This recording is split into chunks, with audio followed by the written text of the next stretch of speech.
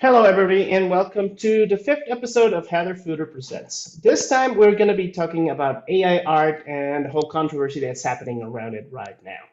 But first of all, let's talk about the Heather Fooder Gallery and the New Media Caucus. Heather Fooder Gallery is part of the New Media Caucus and is dedicated to promoting the creative output of our members by situating their work in thoughtfully curated exhibitions that take place across our entire web presence.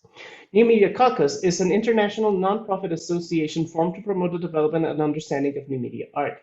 We represent and serve artists, designers, practitioners, historians, theorists, educators, students, and scholars, recognizing the new media to be inherently interdisciplinary, multimodal, and evolving.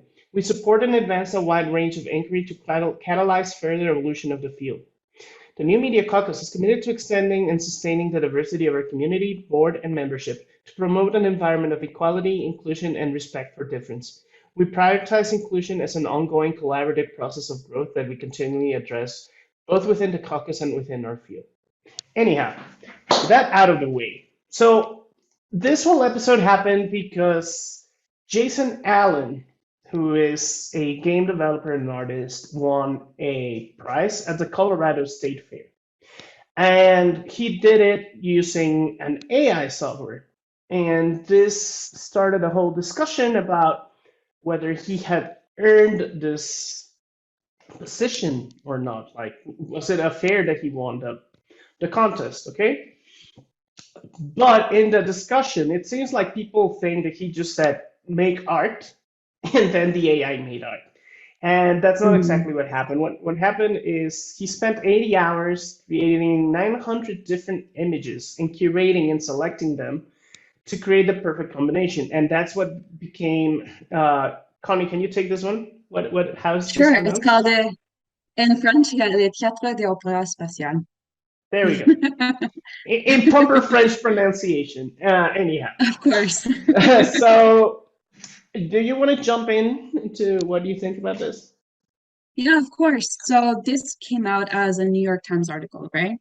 Yeah. And it's received a lot of heat, but also a lot of controversy. And I think this is what led to this episode that we're currently recording, because this isn't new, right? This is something that Yeah. has been happening for a while in the sense that it brings up similar questions throughout history, like what is an artist? Is it fair to create art this way?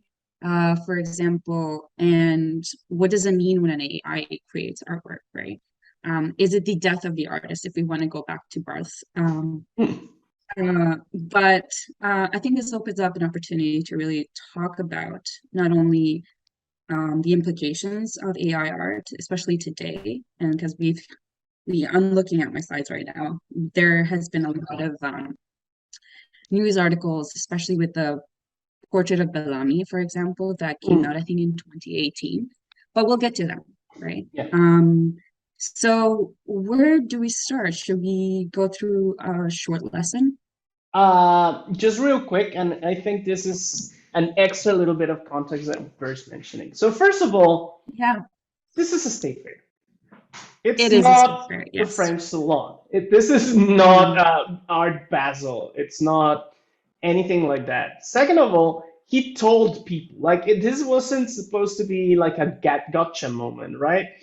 Um, it's not like, haha, I fooled you all. This was an AI. This is not Duchamp sending a urinal.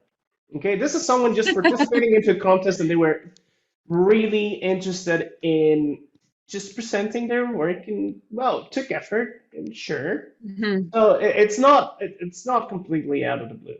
But the other thing is like they did have art historians in the jury, and one of them is Dagny McKinley. And what she says is she was immediately drawn to the otherworldly image of the three women dressed in historic clothing, standing near what looks like a glowing moon. It had an immediate story, people looking out into another world, everyone with their backs to you, no one facing or engaging with the viewers, she said. You get interested. What are they seeing? So she also says that she didn't know what Midjourney was. Well, Midjourney is one of the famous AIs that's like making the rounds right now. The other one being OpenAI, which we talked It's a about a text little to bit. image, right? It's a Sorry? text to image AI Yeah, generator. text to image generator. Yeah, we talked a little bit about DALL-E and OpenAI last episode with Mhm. Harshini. And that was a fun experience. Um, they got eviscerated. Anyhow, so he did tell that, like, she didn't know what it was, but she says that it wouldn't have changed her vote either way. For her, it was Alan's concept and vision that won him the top prize, not whether or not he'd used a digital paintbrush or created a Photoshop collage. So, Mhm. having added that, like, I do think people need to relax, calm down, take a breath, and realize that this is not like the end of anything. He was honest about it. He actually entered it into the specific computer generated artwork section, which is what AI is exactly for, right? So Yeah, now I yeah. think it's time for our lecture, Professor No, Salazar. yes, yes. No, the thing I was going to mention actually that you pointed out is that there's been a lot of, you mentioned Duchamp, right? Mm, And there's been a lot of discussion and parallels between what Jason Allen did and, Marcel Duchamp's urinal that he submitted to these yeah. to the show, right? Which I found fascinating because there's always going to be that tie to like the proto-conceptual art type thing. Um, but also it begs the question of what is the artwork and who is the artist and intent behind that too. I think intent is the thing that Yeah, really draws this forward. which I have But thoughts okay, about, but I want you to you have start. thoughts about Yeah, have thoughts no, about that, let's but go first. No, do the thing because it's gonna do feed the into thing. that. Yeah. So anyway, I figured that given this new news article that came out, I think it's very necessary to do a little bit of context in how this isn't the first time, these implications, these questions, these criticisms and critiques have come up, or rather it's been a part of history. As an art historian, I find that very fascinating, actually. So let me share this. Slide, use, There we go. yeah. So we have here the image that was, I think, that was circulating right in the Twitter feed, but also in the New York Times article, which I found the most appropriate for the title of this short lecture. Um, let's see. So I wanted to start with some questions that AI art really allows us to think about. And this is actually something that I always start with my lectures in class. What is an artist? Right? This begs the question, what is art ultimately? These very large philosophical questions. What is creativity? What is intent, right? What is the relationship between human and machines when you need to start creating art like this? Can machines learn? Can machines create art? That really falls from the latter one. And what is the value of a art? And this is something that I think we can really get into in terms of thinking about the art market, right? Mm. Um, but first, this was something that I was thinking about very closely in terms of like the Alan Turing computing machinery and intelligence, the essay that he wrote in 1950, where he asked the question, can machines think? But then it turns into the question, can machines do what we do, which is a behavioral assertion, right? What happens?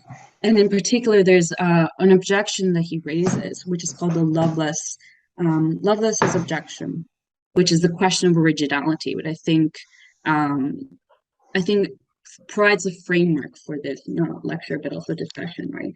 The question of originality, which is, can machines take us by surprise? Are they able to create something new, right? It begs the question of creativity. But this is something that this relationship between machines and humans has been something that has been ongoing. Um, and so we start with cybernetic serendipity, which you may know of, right? Which is the art exhibition curated by Dacia Reinhardt in 1968.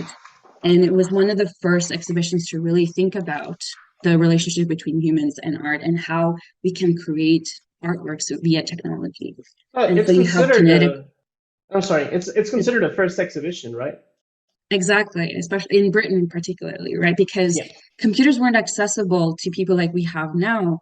In the US, you had the Bell Labs, and so you had a lot of researchers at that point, right, working on that, which who also collaborated with artists, which is really fascinating. There's always that relationship, right?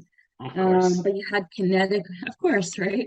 You have kinetic art, you have kinetic and interactive sculptures by John Tingley. Namjoon Pak actually exhibited some work, especially his television sculptures, right?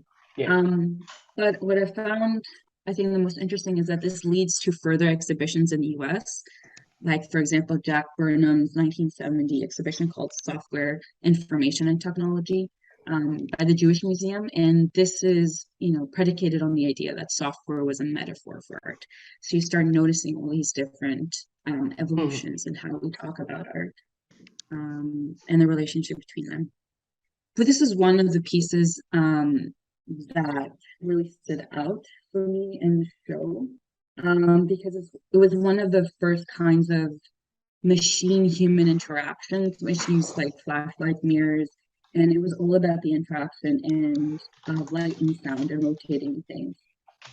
This is a replica that they did of the piece, but also thinking about the human machine interaction, you also have, artists like Harold Cohen, his famous Aaron project, which was a collaboration for many years, right? And this is one of the first instances where you have computer software program that creates abstract images and paintings. Let me see.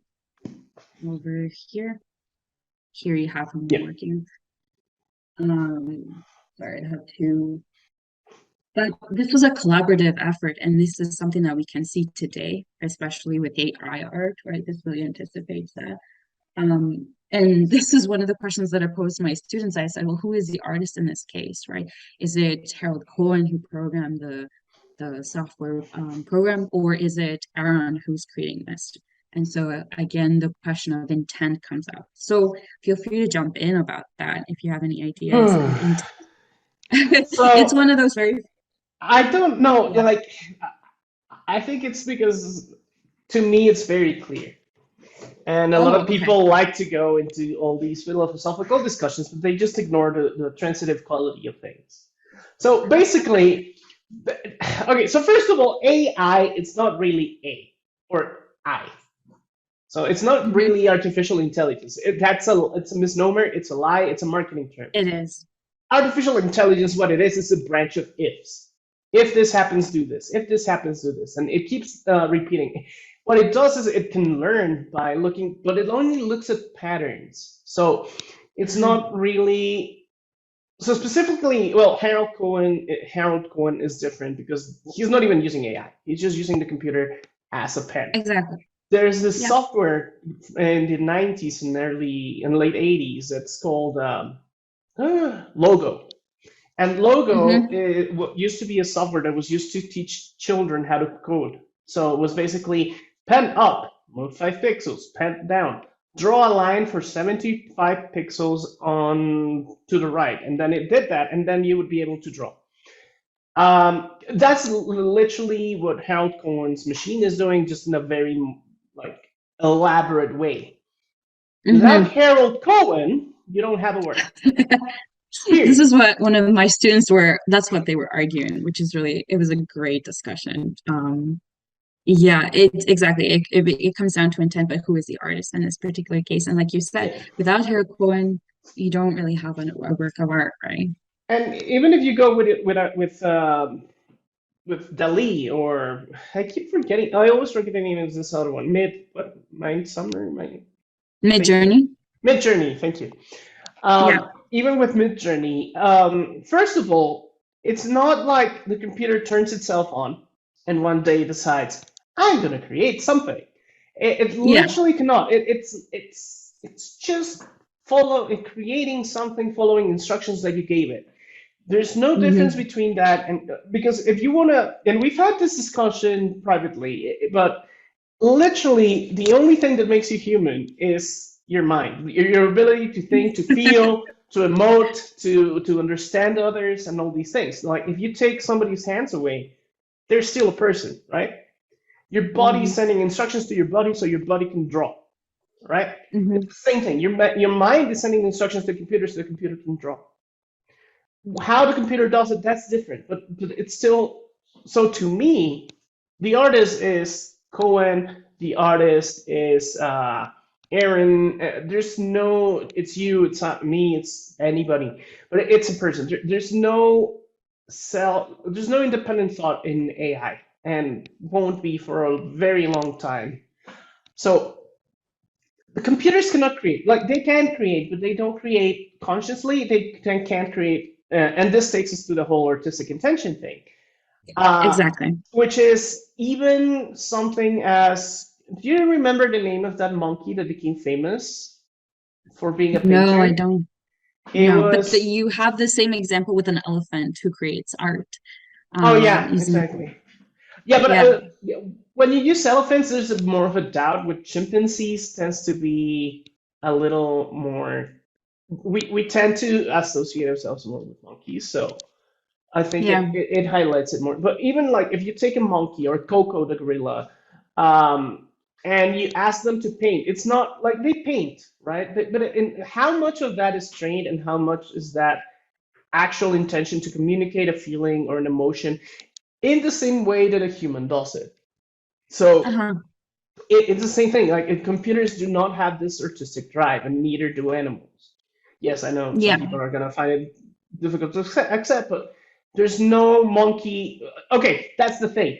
If you take a chimpanzee and don't teach them how to draw, no chimpanzee will go and do doodles on the ground. They won't take, even if they had pigments, they won't draw on a rock. right. That thing is not happening. So that's why, like, there's no human, there's no art. That's my argument so far, and I think it won't change for a while. But obviously, people are welcome to disagree. Yeah, no, of course. And I think historically there's been an association with learning, especially now when you have more advanced programs like deep learning, right? In machine learning, where they associate learning with intelligence, right? And how Hmm. far, you can take that to some extent. There's a really good book and a series of essays by Hubert Dreyfus, which you may know, and his title was What Computers Can't Do.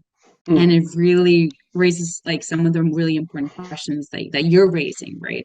More phenomenological, more philosophical, but still very similar ones.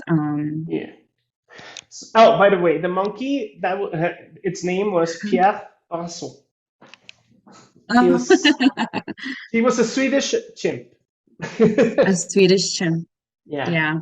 by Acke Dake Axelsson. That's literally the person's name. So this guy had the Oh, monkey and taught him to paint, and he was literally pulling that. That was a gotcha moment, by the way, because he uh-huh, uh-huh. presented these works as this artist that was like supposedly very reclusive, and he would submit them to exhibitions, and people would say that Brassard paints with powerful strokes but also with clear determination. His brush twists with furious fastidiousness. Pierre is an artist who performs with the delicacy of a ballet dancer. That's describing a lot of intent. Yeah, exactly. And it sold for 786 $2021. So that was like 90 US dollars back in the day. Even after people knew that Russell was a monkey. I Right. love that story. Um, but No, yeah, it's fantastic. but you can see the difference, right? Like with it's Aaron, right? With the Aaron. AI Hmm. Midjourney thing, he wasn't lying. He wasn't pretending it was him. Like, well, it was him, but he wasn't trying to pretend like there was some vast conspiracy behind it. Whereas Pierre Bassot was literally someone pretending to be like an artist when it was actually a monkey. So that was Yeah, a yeah. gotcha moment, and the other one isn't. Anyhow, let's keep going. No, that's perfect. That makes this segue into like chatbots, right? Which happened later on, especially with Lynn Hirschman Leeson's Agent Ruby. Um, it's a program that chats with you, and what I found fascinating is that This was developed by MIT professor Joseph Weizenbaum in the 1960s. It was called ELIZA, and this kind of prefigures and anticipates Ancient Ruby's, the work by Lynn Hirschman Mason. But it also had a script, which I think is the most fascinating, a psychotherapist script. And so Mm, you would talk to it, yeah. So you would talk to it, and Eliza would answer back in a very, therapist type script that she would have. But how in does any that case, make you it feel? how does that make you feel exactly? That, or that's very interesting. Um, Into Ruby, she was like a dream portal, and it was inspired by the character Ruby from her previous film, 2002 film Technola, and she chats and remembers questions. And I actually got to experience this Hmm. by Christian exhibition by Christian Paul called "The Question Concerning Intelligence." I think that's what it was, which was a little while ago. And it was fascinating to get to I'm sure. experience, ancient Ruby. Yeah, no, it was great because she remembers, but also I think what she introduces is the issue of mood. Yeah. So it almost feels like the chatbot has a personality, right? Which is really fascinating. But again, it puts into perspective this human-machine relationship, right? And questions of empathy and knowledge acquisition, Mm. which is really interesting. But there's a whole history of chatbots, which is quite fascinating. But I thought that this puts into perspective like a different idea of AI that we hadn't considered before, right? Yes. More personable one. I'm hold on because we were talking about like this. Well, you're talking about this Yeah. chatbot, and I'm thinking of Britbot, but I can't find the actual. Oh, here it is. So basically, this artist made this work of art that asks you hmm what it is to be British, right? And it would start asking you questions in ways. So, what makes you feel British? What do you think defines someone being British? And it learns, right? So it started hmm on it's Libby Heaney. Can't pronounce her last name. Um, so this person, what she did is like the bot starts asking you about Britishness, and it learns from the answers. So what Yeah. happens is that little by little, it became racist and white supremacist and nationalist and hmm chauvinistic and all these kind of things. So and the point, it feels like a little bit of a haha, your bot failed kind of thing, but it's actually the point. The point was Exactly. to illuminate two things. First of all, that national identities are based a little bit on xenophobia and a lot of other like iffy things. But the second, hmm and I think a lot of people miss this, is the fact that Britbot is learning from a data set. And this data set itself is flawed because it's racist by nature, by definition. And this is something that we keep ignoring about chatbots and all these things. So if you feed bad data to an AI, it's going to replicate and augment the issues that we have in the world right now. So if you feed Yeah, it it reflects internet it. data, it's going to become super racist. If you feed it um, flawed uh, things like saying like, oh, only white people exist in upper management positions, the AI doesn't know that this is because of like systemic racism. It just assumes that it is how it is. And so if you hmm ask it, okay, so show me um, what an executive looks like, it's gonna give you a 70-year-old white man, right, in a suit. It's not going to think anything of it because AI has no values, AI has no morals, AI has no ethics. I'm not saying the people, but the actual software, because it's software, it doesn't have ethics unless you code them in and then you reinforce them. So Yeah, no.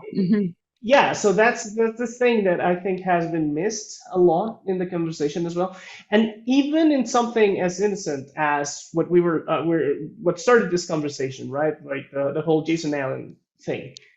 Yeah. I can tell you without an ounce of doubt that that thing was trained, like Midjourney was trained on DeviantArt. Yeah. I remember you mentioning that. Yes. If anybody has never been into DeviantArt, go in there. There's a lot of like artists, but there's a certain aesthetic to DeviantArt. Yeah. I think I Um, had an account back in the day. I still do. I use it sometimes. It's changed so much from what it Yeah. was, so now it's much more professional. But yeah, so you can tell. And there's also like reports, like there was this one other, it was actually Midjourney. Midjourney was asked to paint something and accidentally recreated one of the artists in DeviantArt's library, the signature. Hmm. Hmm. So it was like, hey, well, is it signing with my signature? And it's like, because we trained it with your images. And then you have to question things because who gave you permission to train it, right? Yeah. Yeah. No, and I think you And so raised many other a lot questions. of important. No, so many other questions. For example, you have a lot of artists, in particular, let's see. Joy Buolamwini, who's one of the leading critics of AI bias and also the questions concerning data sets. And, they try to build an ethics of how to program, but also I think to understand a little bit more clearly you know, these how these AI programs actually learn, right? Mhm. And if you base the program or you feed it a certain data set, right, it's going to spit out, learn and spit out something very particular because there are generalizations that happen, but that's natural to the system, right? Yeah, exactly. Um, but maybe that's a good way of thinking about if there isn't a human, then there is no program, right? Exactly. And so, because humans are inherently biased towards certain things, it's going to replicate it. And like you said, it honestly reflects our human condition that we have right now, which is unfortunately one that is full of biases and racist and etc. Mhm, yeah. Well, AI Yeah, is a mirror to humanity. It exactly. AI is the what's it Nietzsche that says the abyss that stares back. That's literally what AI is. Nietzsche, yeah, exactly. Nietzsche, yeah, Yeah, we're staring at the abyss and AI is staring back at us. yeah, exactly. But yeah, No, that's a really good way of saying that. I like it. But let's get to keep on this going. particular Sorry, piece. I keep No, derailing. you're fine. No, this is perfect. All I right, go. wanted this conversation, but Obvious was one of the ones that I think started and catapulted this idea of AI art in like present day, right? And also there was so much criticism that happened over here. The portrait of Edmond Bellamy from 2018 was created, and we'll debate that, by this French collective called Obvious, right? And what's so particularly about this story that broke out is that it was one of the first artworks created using artificial intelligence and that was featured at Christie's auction Chris's. house, right? Yeah, and so it sold for 432,500, which was much more than what they anticipated.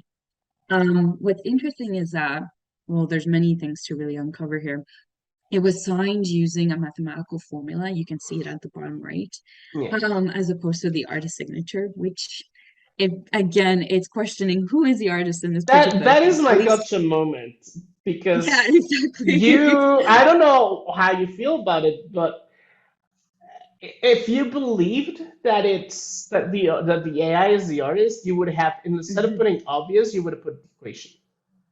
And a Exactly, lot of exactly. people are doing that. Like they cite obvious, even though they argue that it's the AI. And it's like if you Yeah. really believe that, you would have put the equation. You would have gone the extra mile. Yeah, definitely. No, that's good. But that again, that raises the whole if you don't have the collective, then you don't have the artwork, because they don't, you need someone to program, right? Yeah, of course. Um, but the criticism actually came from how took they borrowed Mhm. code that was open source license, right? By a 19-year-old named Robbie Barat, who's a recent graduate who created the algorithm. Yeah, that And so he angers me started so much. That angers me so He's much. so Yeah, but talented. when I know. And yeah, But I carry on. think that was a main, no, I think that was a main criticism, right? Yeah, Which which is pretty funny. And this is one of the pieces that a lot of people, I find it fascinating that a lot of people refer back to Marcel Duchamp's journal, but this one in particular was one of them. They're like, oh, we see the parallels in this, which is probably a whole other conversation to have more in depth. But can we talk about this in terms of an ethics of code, right? And who gets to who is attributed this artwork in the end? yeah. What do you But think? obviously, I think it's obvious. Obviously, obvious. Uh, Obviously obviously obvious. obvious. And I mean, well, no, yes. Okay, I see what you're doing. You're trying to trick me. Um, what I think is, what's their name? The teenager. Graduate? Yeah, the Yeah, graduate. Robbie Barrett. Okay, so Robbie. it's both of them. It's a collaborative process, even if we don't want to recognize. It's the same way as in a movie. Okay, you Uh-huh. credit everyone. You credit even the person that sweeps the floors, obviously, because they Hmm. participated and without them it wouldn't exist. It's the same thing here. It's obvious, yes, but it's also this person. It's both of them or all of them, depending how many people obvious is. Um, so this is something that's questioned always in the media art, and again, I think I'm very practical to a fault. You are And to practical. Yeah. me, it is. It's obvious. It's both people. They both collaborated. Stop trying to philosophize this because it feels like a way to shove out technical people. So Yeah. that's my argument. It's like you're trying to philosophize technical people away to make it Hmm. again into this myth of the solitary artist. It's like stop Yes, it. the Stop. No. tortured solitary. Yeah. Exactly. But there's also something very interesting in both this image and the one that won, and it's Yeah. AI. Okay, so this is something that's very important about Portrait of Edmund Bellamy.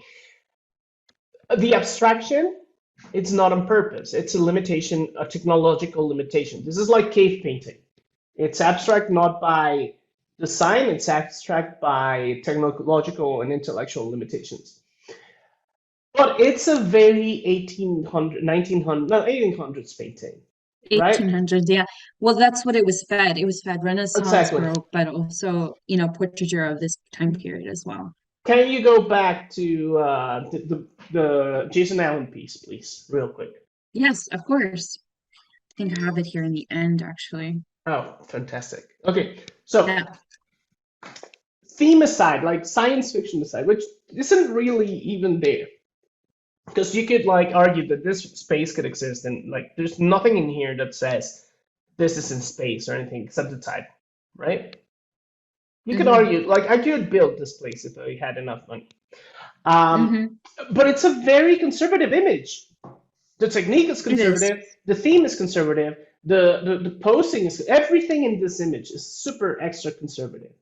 And I think that's something that's very interesting about AI is that it turns towards conservative art forms. It tends toward realism. It tends towards, or what we extract from AI, what we value is hyperrealism, conservative, like representational, naturalistic, all these kind of like very 1900s, no, sorry, 1800s Mhm. painting. And Hmm. it's also a consequence of who's doing this. A lot Yeah. of this is done by engineers or technical people, and it's very funny, but like these people are creating technology are very conservative, very conservative. I think it also raises the thing that I noticed from some other AI artists that were doing portraits as well or generating portraits is that yes, they are trained on like 18th century artworks, but Hmm. also they're very Western. It's Yeah. like a Western art history canon, which is also very Hmm. fascinating and a conversation to Absolutely. have. So Exactly right. yeah, and that's one of the questions that you have to ask yourself because nobody's pointing it out because everybody's like, oh, this is normal, right? Because Hmm. we are conditioned to think of this as art. And it's so Western, it's painful. Like literally, this could if you square the circle, it becomes a window or a big mirror. And It goes back to those paintings in the French Salon. Yeah. Literally. Like I could argue, I could take this back in time to like Louis the 16th, Louis the 15th's court. No one would bat an eye. Like no one would say, what is that? Right? Mm-hmm. Nobody would be like, okay, this is not painting, this is not art. Everybody would be like, yeah, cool. Mm-hmm. It may even win the salon. Yeah. It's perpetuating, like I said, it's perpetuating or replicating a certain Exactly. history of art. But also, how does the art market come into question here? And And I'm curious what people, you think. And because people, everybody's yeah, accepting this. Um, exactly. and this goes back in history because if you think about like 1940s, right? Like let's go to 1940s Russia. Before 1940s Russia, you had Malevich, you had Kandinsky, you had all these Soviet, and they were Soviet or Bolshevik or all these like socialist artists. And what they were doing was abstraction Yeah. because like the whole point of Malevich, like Malevich was so socialistic that the Socialist Party was like, dude, you got to stop. You're making this look bad. Uh, they forced him to be a realistic painter. But the thing is that what Malevich's reasoning was okay. So the bourgeoisie, what they're doing is they're painting, or they're valuing hyper realistic, naturalistic, highly elegant. Because this is like the definition of bourgeoisie. This painting, even like let's be honest, like fancy dresses, gold, like a lot of filigree, all these things. And Mm-hmm. Yeah. Malevich looks at that in his time, like in the early 1900s, and he's like, okay, what's the exact opposite of that? Oh, it's great, right? So he creates these works. But when we move forward to the 1940s, what does the socialist art style? What is the official socialist art style? Mm-hmm. Yeah. Social realism, right? Yeah. Social realism is the most realistic, most bourgeoisie thing ever. Like you're going back to Cobain, you're going back to all these Okay. things, like, right? So the only revolutionary thing about social realism is that it was so like hyper nationalistic. Mm-hmm. Um, Mm-hmm. but in itself, it's a very conservative art form. And now you go back to the US, where artists are creating basic, like one of the most popular artists in the US is Henry Kincaid, which I don't know if you're familiar with his work. I love that. Yeah. Yeah, so pastoral images, and that's the art style has been very popular in the US. You have what's his name? Millet, um, Milan. Yeah. Millet, French artist. Yeah. Turner, all these artists, and that's what actually sells in the US. And then you have abstract expressionism. And Yeah. now we know that abstract expressionism is not something that popped out of nowhere. It's actually a response to social realism. It Mm-hmm. was funded by the CIA. It was supported, and this came out of like declassified documents. You can actually find information about this. So it's the exact opposite. America looked at what Russians were doing, which was very conservative, and the government was like, okay, we need to do the opposite, which turned back and went back to Malevich, because then you have the Mm-hmm. color fields, right? You have Yeah. the drip paintings, all these things, which were very abstract, and the US, in particular, American, like conservative Americans, do not like that form of art, right? No, I think it also evolved out of later on, like the whole jazz debacle, being Mm-hmm. like this free form type thing, right? But okay, so a question then, do you think that Yeah, there's always like this response in the history between something like that is hyperrealism, very conservative, to I'm pulling a Hegel, I think, um, and who abstraction, doesn't? like a tendency, yeah, exactly. There's a tendency towards abstraction, and this Absolutely. it's always like in discussion and Well, there's right. always a reactionary movement because if you go back, so 19, no, I'm sorry, 19, the 1200s, literally like medieval times, like before the Renaissance, there's a lot of abstraction. Like if you look at paintings, there's a lot of Hmm. abstraction. The more abstract the background of a painting is, the more divine it is, right? Yeah, that's why you have the gold leaf Exactly. that they use exactly. Exactly. So the more abstract something is in the 1200s, like the whole medieval period, the more abstract it is, the more divine it is. And then you have Titian. No, no, not Titian. Sorry. The Titian, guy you that mean? no, the guy that can't Which pay one? fee. Um, The guy that can paint feet. oh God, the Venus. Oh my God, my brain just art history Botticelli? erased. Botticelli, But right? So yeah. Botticelli is like in the middle of like everything changing, right? Like he basically is one of the main kickstarters of the Renaissance, right? Hmm. And then you go back, like he's still like his Venus is actually floating. It's not really stepping on the shell. Um, Hmm. but that is a reaction to the very hard abstraction of the 1200s and the Yeah. 1300s, right? Hmm. And it's hyper realistic, and it keeps getting more hyper realistic all the way through the Renaissance. You have Michelangelo, you have well, no, actually Michelangelo is something else. Donatello, all the other Ninja Turtles, right? Um, But remember that it was Leonardo, also like, Raphael, and yeah, yeah, but remember that it was also like a revival of classical and antiquity, right? yes, yeah, no, definitely. But it's still it Which was has also like this. very realistic. Exactly, it's very realistic. And then you have the mannerism, and in mannerism, things start going abstract again. You have all these like hyper charged, hyper detailed works, right? And then you get Baroque. And Baroque is a literal response to Renaissance art Hmm. because it's church funded, it's conservative, and it's looking to pull back things from the profane back into the religious sphere, right? The So sacred, yeah. yeah, the sacred, exactly. So you have this very strong like reaction to that. And then what comes after Baroque and its hyper form, which is Rococo? Hmm. What's next, right? Yeah. It's Um, neoclassical. Neoclassical, yeah. And Which is what comes again a after? revival of antiquity and Exactly. classical period. And Yeah. and what No, comes after neoclassical? isn't it social realism? No, the Romantics. The Romantics, you're right, the Romantics And you can with see two paintings the Caspar David Romantics. Friedrich. Yeah, Hmm. exactly. So Friedrich, and you have all this. It's when Goths appear for the first time. Hmm. Well, Gothic literature, which is inspired, it's just Yeah. because it happens in Gothic buildings, but anyhow. But you have this, and then you go back into the like 1920s and all that, and then you have the avant-garde and all that. But even the avant-garde, it has like its reactionary movements within itself, and then you have things like the more traditional artists that people like, social realism, then you have abstract expressionism, and then you have hyperrealism, and it just keeps bouncing back between abstraction and that.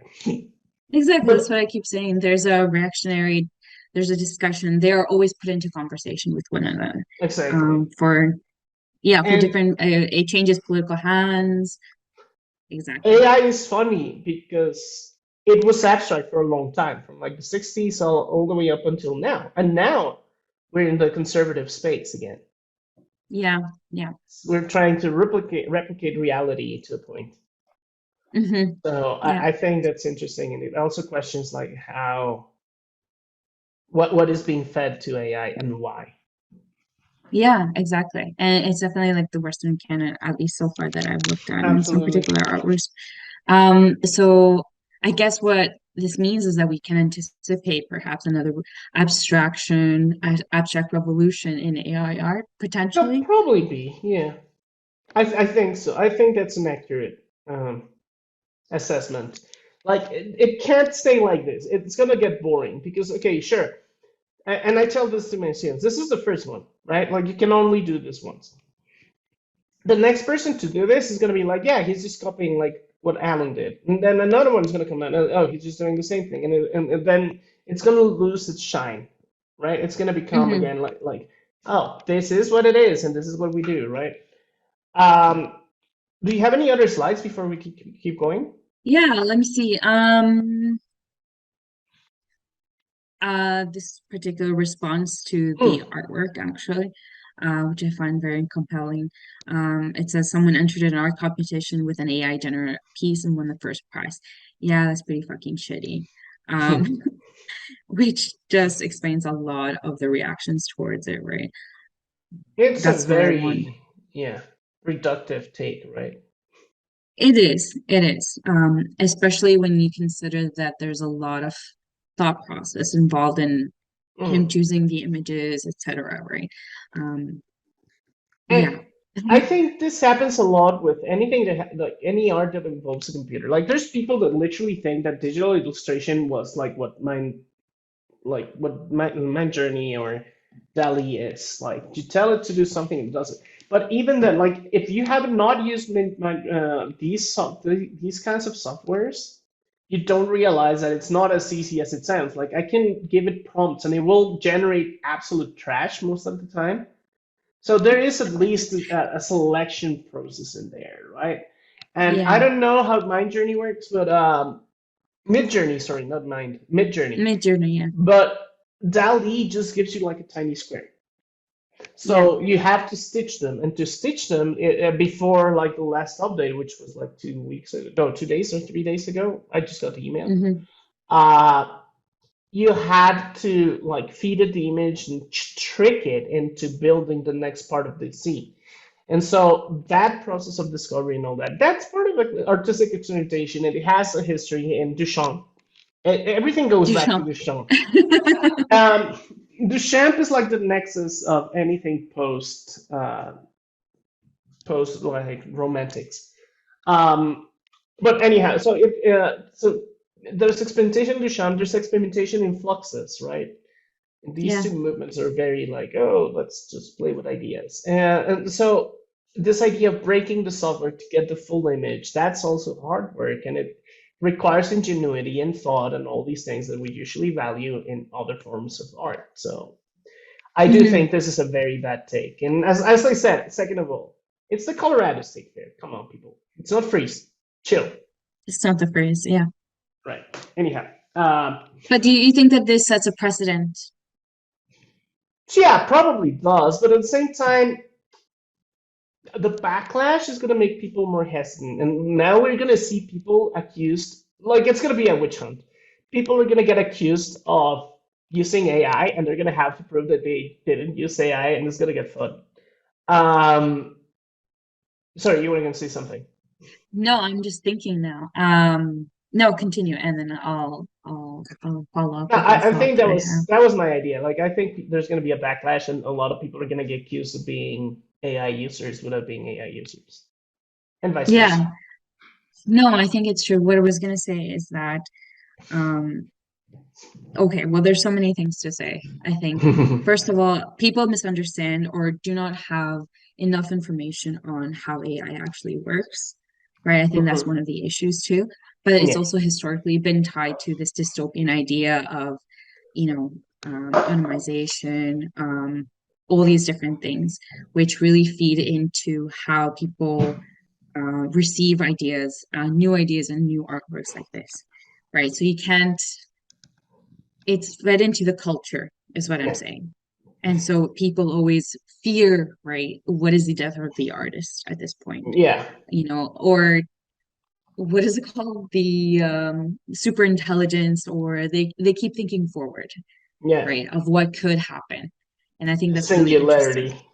The singularity, yeah. Ah, anyhow, singularity already happened. It just we haven't You realized. think so? Yeah, absolutely. Okay, let's make something very clear. Dystopian cyberpunk fiction is no longer fiction. We already live in it. We just got to live the lamest version of it. Um, The lamest version of it.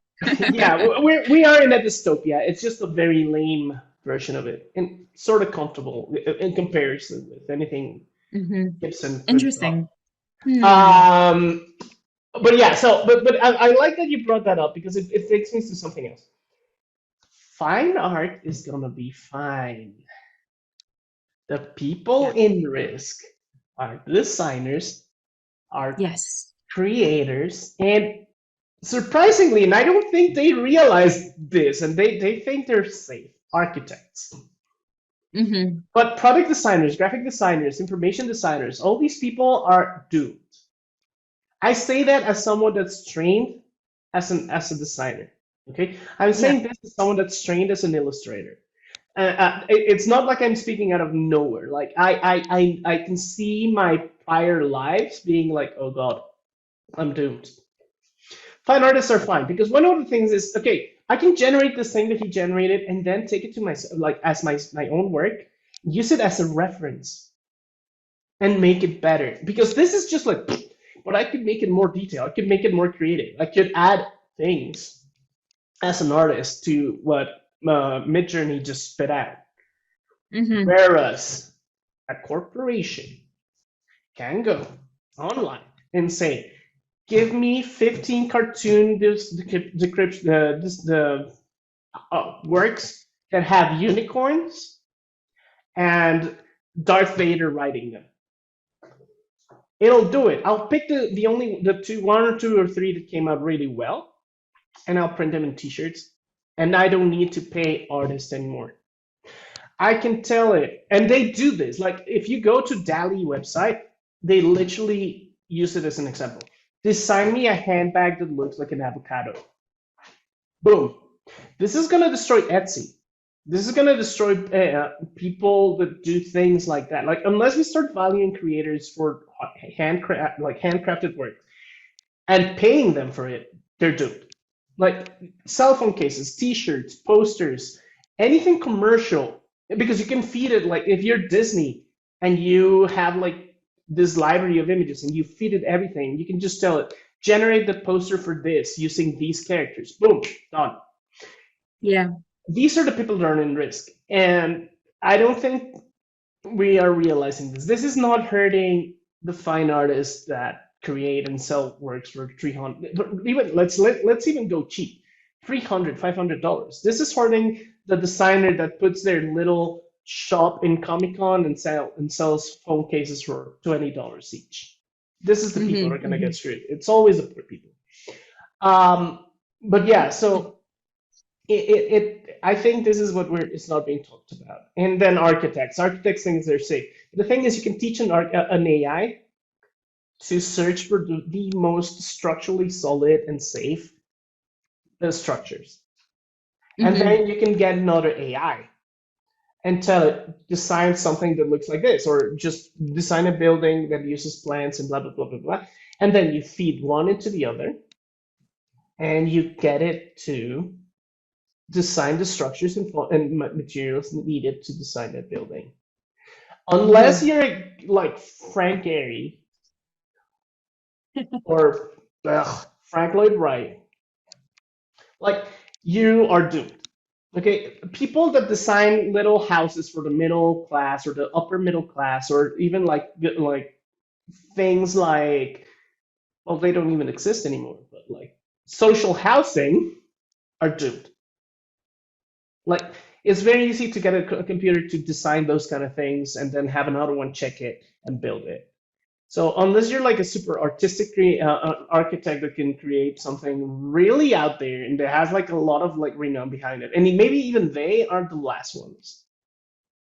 Our architects are in a huge amount of trouble and they don't So realize it it. sounds like there's competition in order to outdo the AI or the possibilities of what the Maybe. AI can do, Mhm. right? That's interesting. The more you can frame it as a human activity and opposed to AI, the better you're gonna do. But if you Uh-huh. can't Yeah. justify that, like kid in t-shirts are doomed. Uh, and I say this as a joke, but one of the things like my students tell me is like if you want to live comfortably as an artist, draw furry art. You can literally get an AI to do that, Yeah. right? So you just describe your persona and you're done. Um, Hmm. so that's also hurting like a lot of artists like you think this is a joke but like a lot of Disney illustrator animators do furry art Hmm. as a way to maintain themselves because Disney does not pay enough.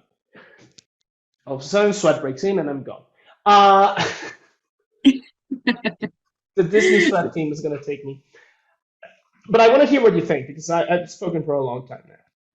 No, I think it's funny how our conversation has come down to furry I know. I'm art. sorry. No, no, apologize. The I think art it's world is interesting. weird. The art world is weird, and in some ways, I feel like it's catching up, Hmm. but in other ways, I think it's looking too far ahead Yeah. in the same rate. So there's that dichotomy that's happening here. But I completely agree. A lot of the designers are going to be um, in trouble, right? And you were mentioning this to me, like in a different conversation about how um, board games or cards. Oh, I'm gonna send you the link to that. Yeah, But keep talking.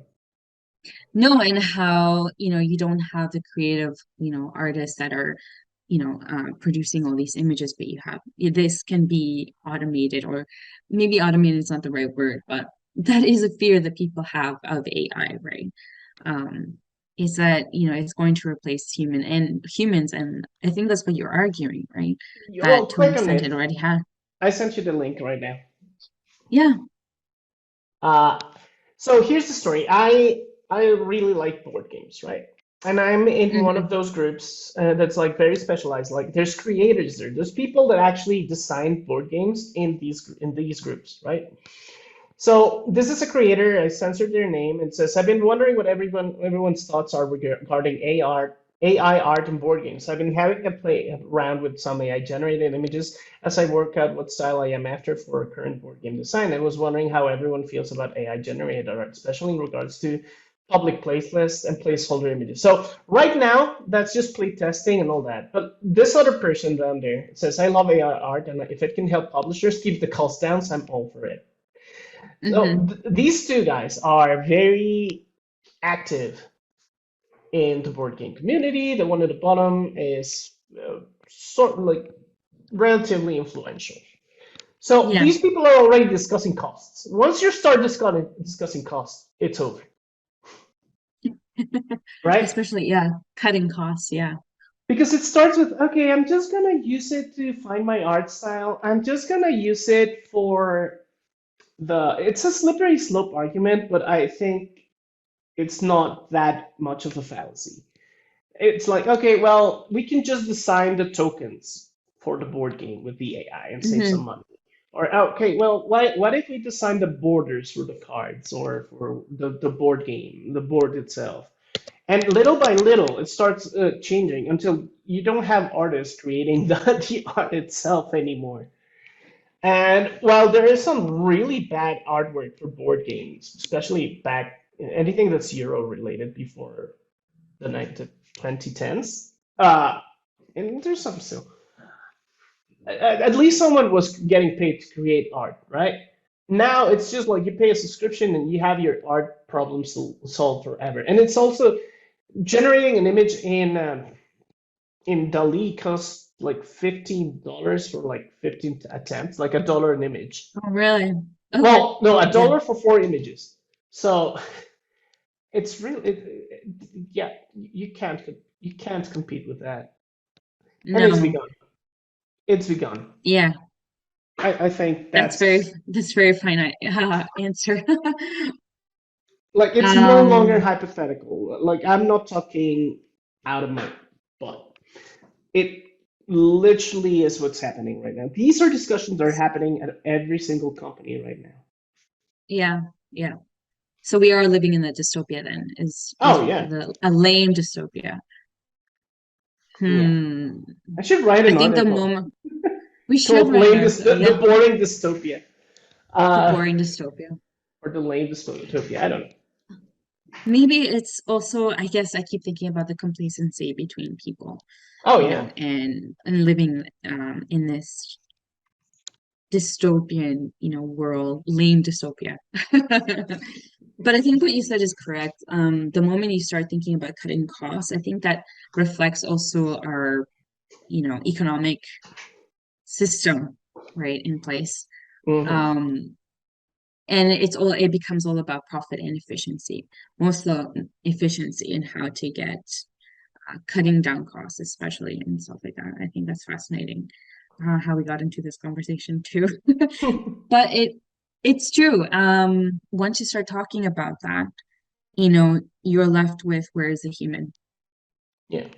And And that's that's the thing, like, and it's a very, this is a life lesson for everyone.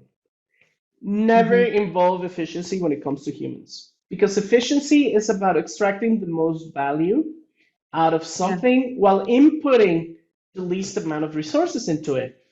And when you apply that to humans, it means you try to take as much labor from them for the longest amount of time with the least amount of money that you can, because that's the resource that you use for people.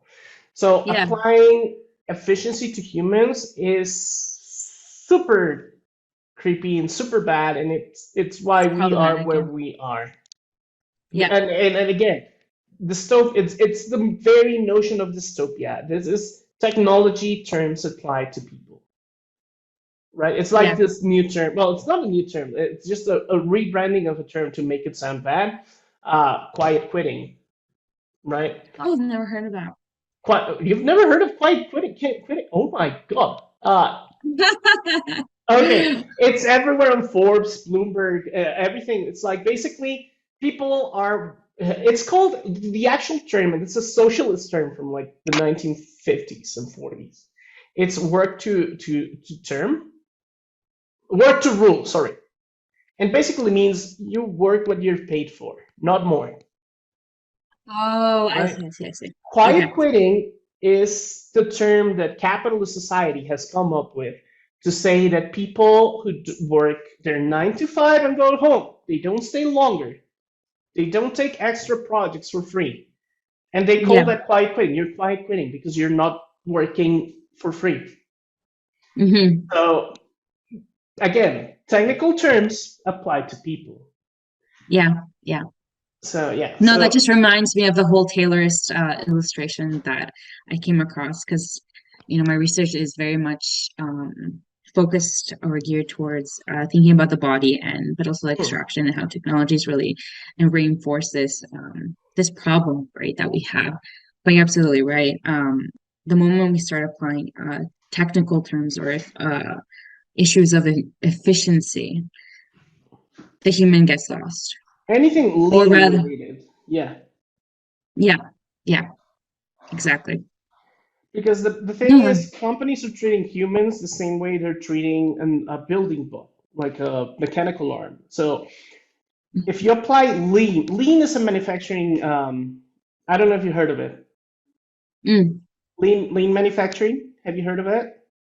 no. So lean manufacturing is this idea that everything has to be like super efficient, right? And it's the reason that the inflation is crazy right now, because lean manufacturing depends on everything being, well, it's lean and there's another thing, but they're generally talked as one thing. So basically, the idea is that you never have stock in your warehouse sitting there. So basically, you know hmm exactly how much to order because you're going to be selling it immediately. So Uh-huh. what you do is you go to China, you have this one manufacturing line, and they manufacture things that you ask them for, but they manufacture the exact number that you know you're going to sell. So they And avoid surplus, is what you're saying. yeah, exactly. So what they do is like literally your warehouse in America is just meant to be receiving and immediately goes out. It's how Amazon works. That's how one day shipping works. So the idea is it comes in, it has to go out. It comes in, it has to go out because storing things is very expensive. hmm That in itself is not a problem. The problem is that you have to take humans and force them into this manufacturing system. And Yeah. so if you have a warehouse that can never be having stock just sitting there, what happens is you have to take humans and make them work at the same pace that the rest of your assembly plant. And that's why how you end up with people pooping in buckets and not being able to take a break. So Yeah. because if you're trying to extract value, and extract the most value out of something to be efficient, you can't hire 3 people to do the job. You take one and make him work for 12, 15, 16 hours so you have the least amount of shifts, right? Yeah. And Yeah. then you convince them that working this way is healthy and that means they're hard work. Hard work is a lie. It's working hard is a Protestant idea that overvalues work, but I'm not gonna go there right It's now. a whole other conversation. It's a whole other conversation. It's gonna get me canceled by some people. Yeah. Anyhow, um, but yeah, so applying those terms, and this is happening like, again with AI. It's applying the speed of computing to artists. You Yeah, can't compete yeah. to the time computers manufacture, create. Like it takes like 20 seconds for a DALL-E to generate four variations of an image. For me to Hmm. generate something at the level of detail that DALL-E does, it was going to take me at least a day. So again, Yeah, efficiency is going to cut me out of the equation because I am the weak link in this. exactly. And I think this comes back to issues of value, right? Exactly. And so we Right. tied What it do we all value? back. So Exactly. this wasn't a say. It was an actually it had I had a point. But yeah, exactly. It just goes back. I'm sorry, I cut you off. Go ahead. No, no, no, no, no. That's exactly what I was saying. It goes back to issues of value and what do we value most in society versus creativity versus efficiency, right? And this is part of the issues that we have right now. And I Yeah. like that. I don't like it, but I appreciate the term that we use in terms of applying um, technical concepts towards humans, right? Yeah. But that's been a historical Oh phenomenon that yeah. we've been doing, right? Since the industrialization. Yeah, that's the thing, exactly. Like for 15,000 years, technology worked at the pace of humans. At best, animals. Like, okay, you had to till the soil. Okay, you got your thing and you tied it to the cow or the horse or whatever. The And mule, yeah. yeah, and but you had to guide the animal. It would just go. Now you had steam uh, machines that did it. And literally, all you had to do is turn it on, and it would just go burp, and then you would move it and go burp.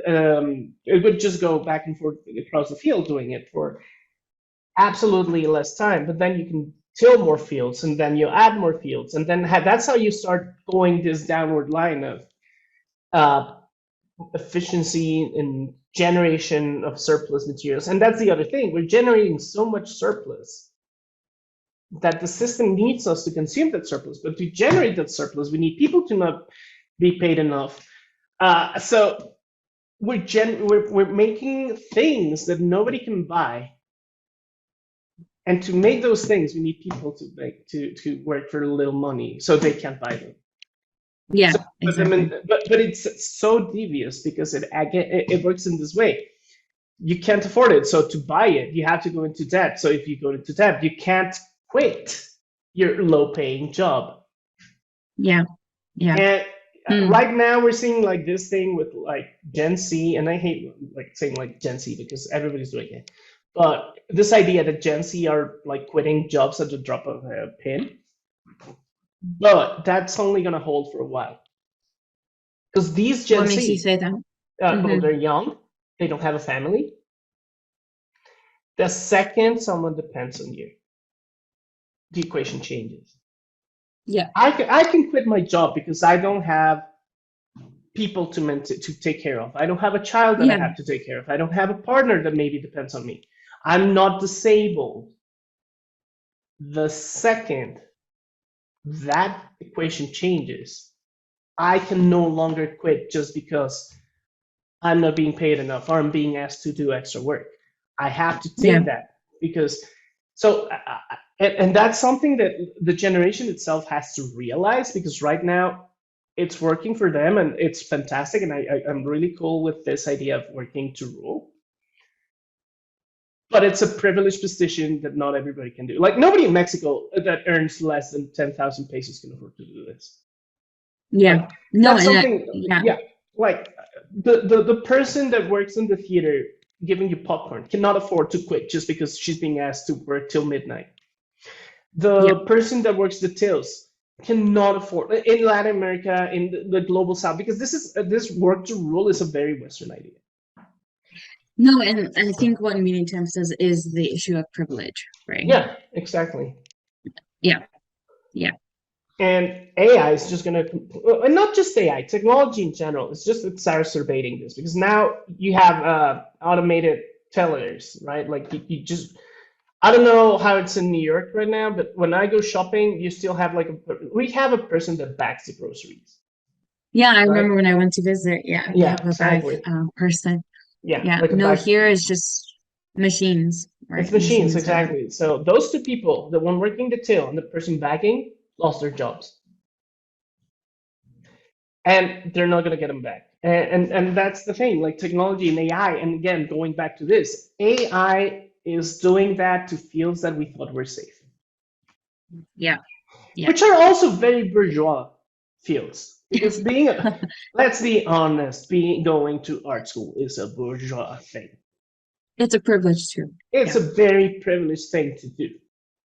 yeah. Very, very privileged. And we are poor by choice. We are poor by choice. In terms of artists Elaborate. and art historians and all that, we are poor by choice. We do this Hmm. because we love it, because it's our passion, Because we but value we it. could have just as easily, I could have gone into law, I could have gone into engineering, I could have gone into marketing, I could have gone into stock trading, but I chose this because it's what I like, what I want. Yeah, But that choice is based upon so much privilege. yeah. Even if you're very, very, very, very poor and you said, like, oh, I fought and I'm here and all that, you're choosing to do this over your own financial well being. And Hmm. it's a choice that you have, but not everybody has that choice, especially when you're in systems that don't have even the slightest support for people, right? Hmm. So it's not the same in Mexico choosing to be an artist. Like that's why you don't see like most artists in Mexico are like from lower classes. There's something else.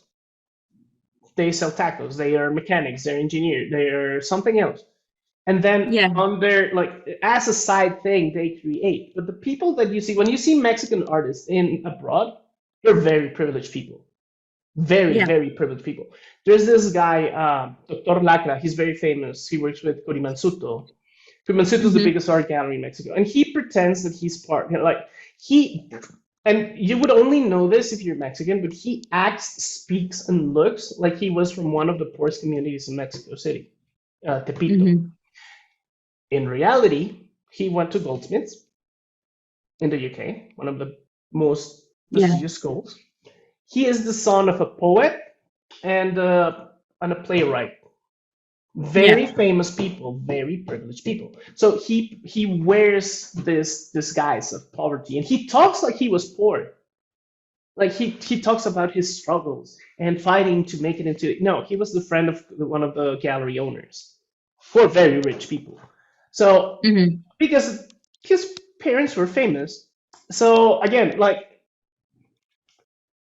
artists are being put in danger by AI art and all these things, especially the more disadvantaged one of us. And it's just we're selling this illusion that you can be an artist and it'll all be fine, right? No, yeah, it's not like it used to be. Well, Oh, it's never it's not been the most exactly, exactly. stable of positions, but again, it's a very Western thing, and it's also like if you think about it, only the West has artists, and I know that's gonna piss so many people, but Elaborate on that. especially historically, the art, like what we consider art, is a very Western thing. The idea of creating art for art itself is a very Western Hmm. thing. If you look at other cultures, everything has a use. Now, having a use doesn't have to mean it's commercialized. It just means that No, I know. it has another. No, I'm like not for you, clarifying for the audience. Yeah, Uh, yeah, yeah, no, it has a function. it has a function. Okay, yeah, I think that's a better word. It has a function. Yeah, It's ritual. It's ceremonial. It's spiritual. It's it's political too. practical or it's clinical, whatever. Like, yeah, there's like so many uses for things that don't necessarily like meet with the definition of Art for art's art. sake. Yeah, art for art's sake. And most of this, like the global south, their artworks are in this way. Like if you look at the big buildings in say Angkor Wat is like an artistic marvel, but it's first and foremost, it's a place of worship, right? If you hmm look at Greek art, let's even go back to Europe. Like you look at Greek art, the amphora or the craters, they were containers for wine, for oil, for Yeah, food. there were these vessels, like ritualist vessels Exactly. as well. And some of them were Yeah, actually just for use, yeah. for like normal people. So art, as we think about it, is a very Western and by definition a very privileged thing. This also started though with back, like thinking Renaissance, but also the Northern Renaissance, right? It's with the Mhm. rise of the merchant class and who was Oh, of able course. to afford. And I think that's when you had that shift, right, between, Hmm. art that was commissioned by patron, et cetera, or the church, right? Hmm. To now you have you know, this class of people that were able to afford art that didn't necessarily serve a purpose, right? You have the Dutch Golden Exactly. Age as well. You have these, what do they call?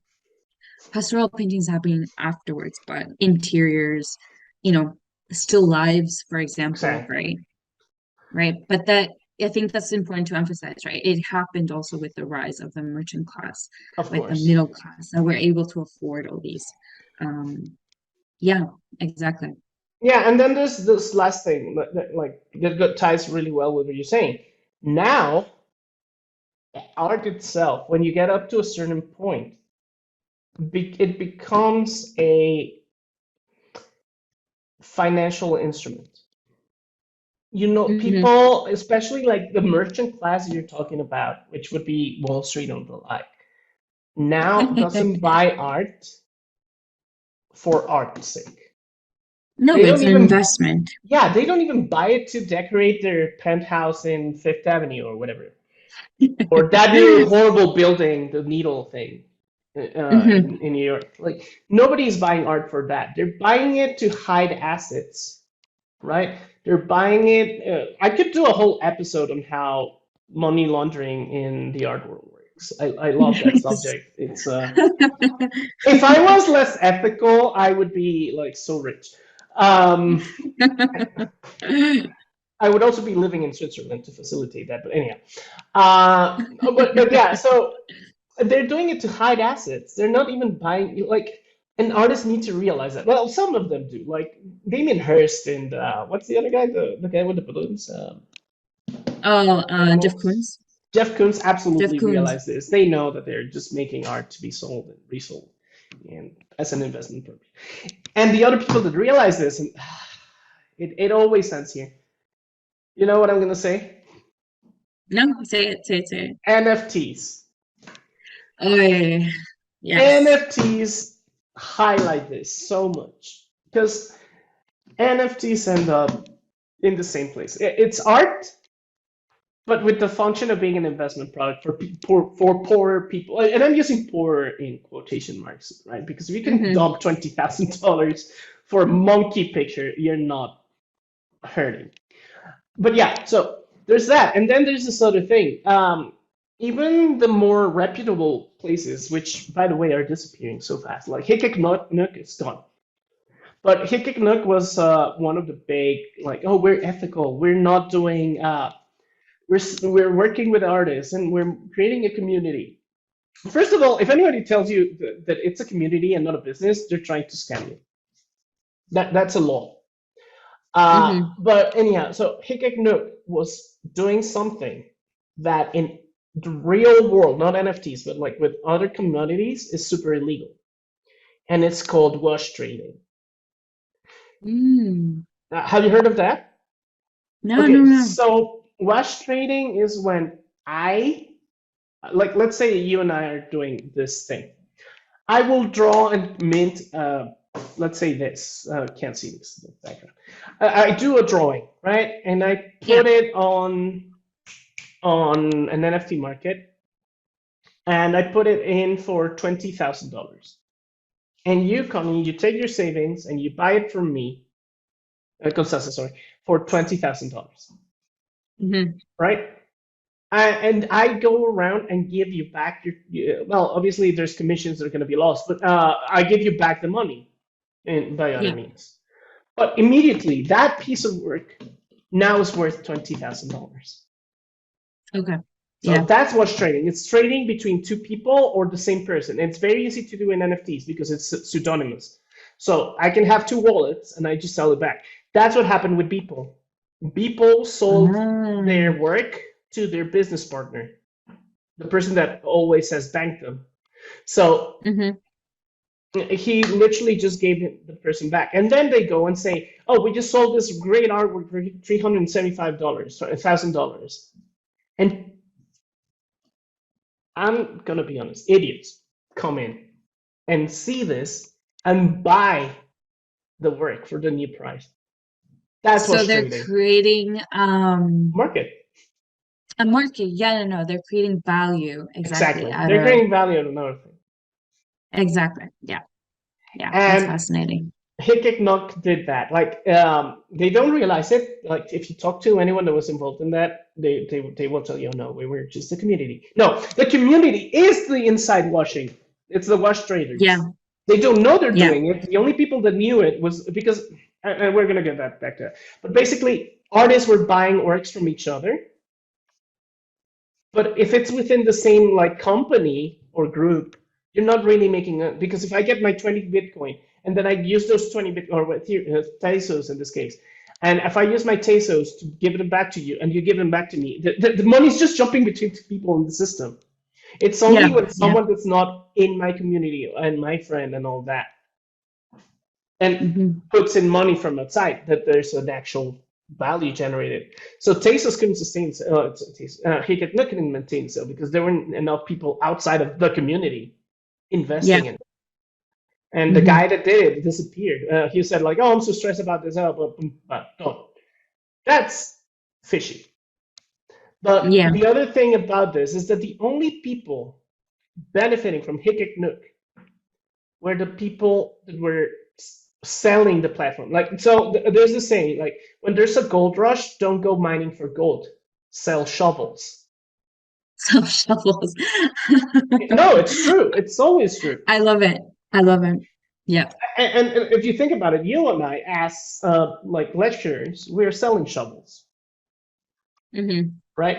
We're not Yeah. We're doing selling the art. tools. Yeah, Yeah. exactly. We're selling the tools.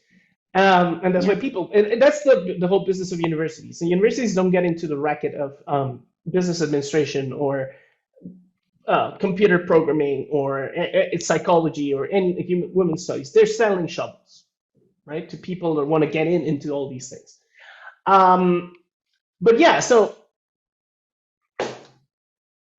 this is the problem with it. Like they're washing, and the only people that make money is the people that run the platform that get a commission out of every sale, Hmm. Yeah. which is what Yeah. OpenSea does as well. Which is what Hmm. everybody like the gas costs and all those things. That's the people that are making the money, not the people that are selling the artwork or the NFTs or anything.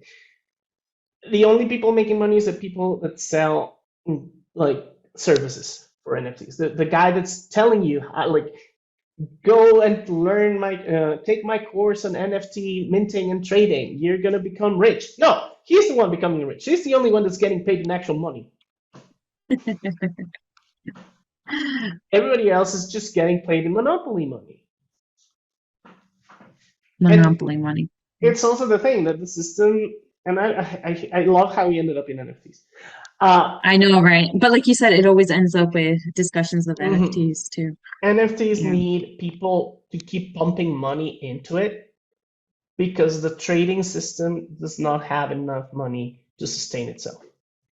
Hmm. So let's say you sell something for 20,000 for $2,000. I mean, you buy into any cryptocurrency for $2,000, and then it goes up, right? The system itself only has your $2,000 in real money backing it.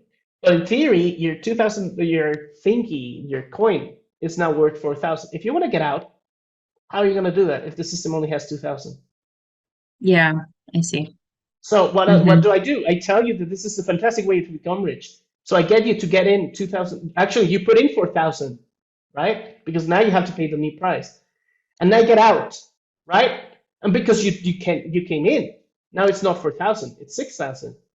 So I take And out, it when I increases. get out, I take out all the money, and you can't get out. So you have to pull in more people.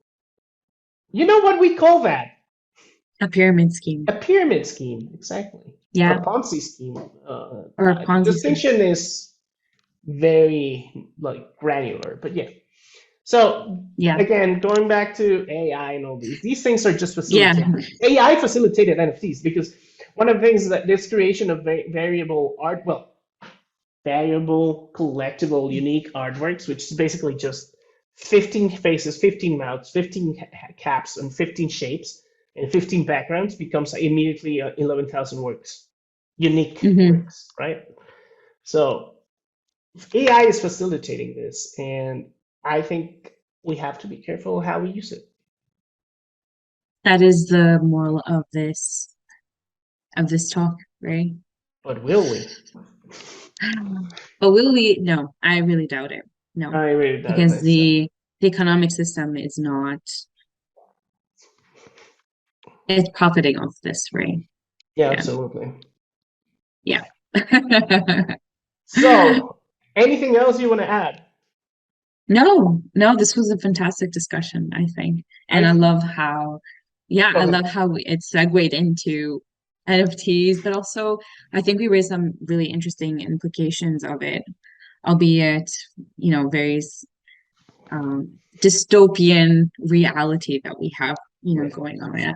And the people's fears are actually valid, I think, right? As Yeah. much as as much as a lot of people don't understand the nuance, but also the difficulties of AI and how it actually works, because that's just how it is. Um, I think there is some value in thinking about what can we do, right? Exactly. Yeah. Right. And what do we value? I think that's the other important thing. Absolutely. And also, we have to recognize that even if we don't engage with it, we profit from it. Hmm. As Hmm. lecturers, as art historians, as curators, as like members of certain institutions, not specifically NMC, because NMC doesn't really engage with that. But yeah, all these things, like we have to recognize this as community, as a discipline. We Yeah. benefit from AI. We benefit because even if it goes to like hell in a handbasket, we benefit from talking about it, right? Yeah, In exactly. certain ways, because we give talks, because we do this podcast, because we do these things, and I think it's necessary to tell people that are watching us or listening to us that we recognize the thing, right? But at the same time, as we said, like we don't have the luxury not to because we chose this path and now either we participate or we starve, right? Yes. Yeah. I mean, we could start all over Yeah. again, but I'm not at that age anymore. Don't age yourself. No, what I mean, like it took me 10 years to shift to new media art from being a Yeah. designer and then uh, an artist. Well, bad artist, I think is the best term. And it took me 10 years to shift. If I do that again, I'm going to be like 60. So You're aging there's yourself. really, no, I mean, it's going to be longer because I'm not. But yeah, the point is, it's not going Yeah. to take 10 years. It's going to take 20, 30 years. Yeah. So yeah, I can't. We really can't afford that. We've made this decision, and now we have to live with the consequences. Ha ha ha. How ominous. No, How but ominous. I mean, it's just recognizing these things and trying to be as good as you can. And my way of doing that is telling you don't go into NFTs. Avoid NFTs. Yes. This is a moral. Do not go into NFTs. And But you've really think mentioned this about before, like, AI. yeah, this comes up in our conversations quite frequently. I know. I'm. Oof. I have thoughts. Yeah. Anyhow, I think we've spoken for a very long time, and most people are gonna want to go out and touch grass by now. Yeah. Um, Yeah. but I want to thank, thank you for Yeah, being my this co-host was as great. This was always. fun. Yeah. Uh, Harshini wasn't able to be with us this time, but she's also gonna be working on this anyhow, so she's a valued team member. And I Yes. want to remind everyone to like and subscribe. Yeah, we have to do the business thing. Like and subscribe. We need numbers. We need people to watch this because otherwise we're just talking into the void and it's staring back, and I don't like it. There is value in this. There is Yes, value in discussion. Yes. Yeah. exactly. Yes. I mean, in the end, like even if this nobody listens to this, we talked about it. We spoke about it. We listened to it, and maybe we can transmit this to other We people put it that out we. into the universe. Yeah, now it's all up to the universe. It's up to the universe. Exactly. Yep. But yeah, so anyways, thank you for being here for the fifth episode of Heather Footer Gallery, and we'll see you next month. Goodbye. Bye.